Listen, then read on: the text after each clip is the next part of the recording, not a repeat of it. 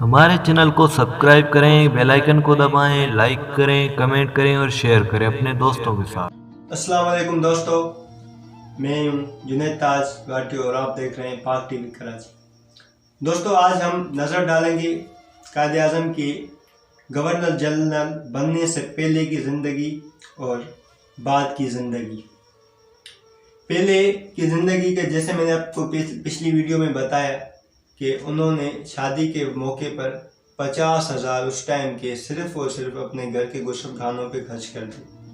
لیکن governor general بننے کے بعد جب پارلیمنٹ کے لیے فرنیچر لایا گیا تو قائد اعظم نے دیکھا کہ ایک کرسی زیادہ آ گئی ہے، تو پوچھا یہ کرسی کس کے لیے لائے ہو؟ تو جواب آیا یہ آپ کی بہن فاطمہ جناح کے لیے لائے۔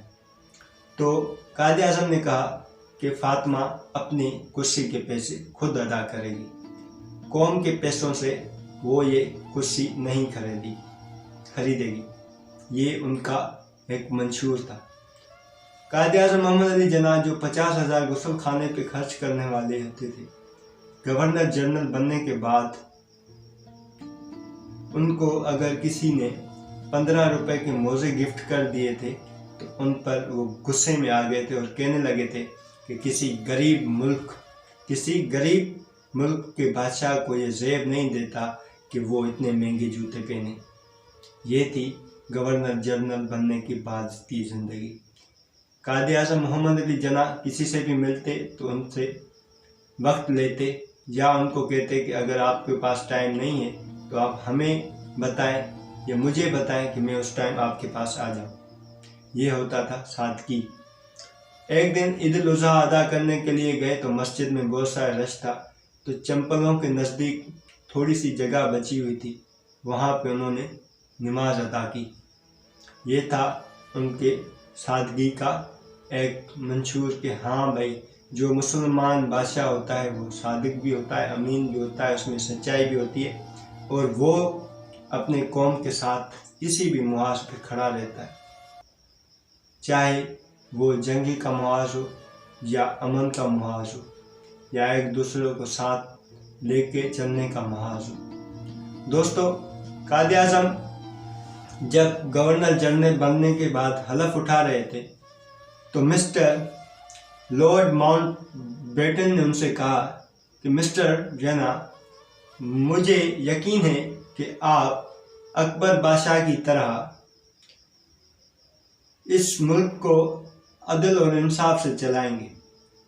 تو قائد اعظم محمد علی جناح نے جواب دیا، مسٹر، میں اکبر بادشاہ سے موٹیویشن حاصل کرنے والا نہیں، کیونکہ میرا جو موٹیویشن ہے وہ 1300 سال پہلے آ چکا ہے، اور اللہ کی قرآن میرے پاس ہے جس سے میں رہنمائی حاصل کر سکتا ہوں اور اپنے ملک کو چلا سکتا ہوں۔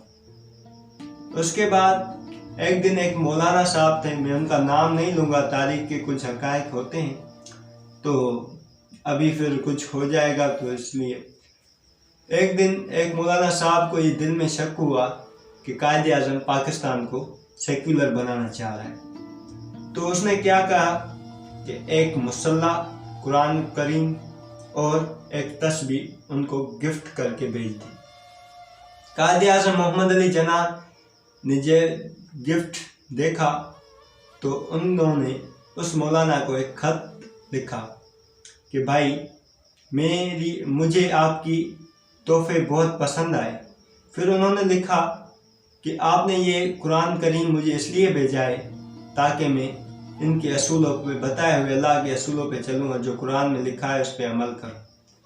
آپ نے مجھے مصلی اس لیے بھیجا ہے، جائے نماز اس لیے بھیجی ہے کہ میں اللہ کے حضور اپنے سر کو جھکاؤں اور اپنے لیے اور اپنے قوم کے لیے دعا مانگوں۔ آپ نے مجھے تسبیح اس لیے بھیجی ہے کہ میں اللہ اور اس کے نبی کا ذکر کروں، کہ میرے دل میں ایک روشنی پیدا ہو۔ قائد اعظم محمد علی جناح کے اس خط کے بعد اس مولانا نے قائد اعظم کی حمایت کرنا شروع کر دی۔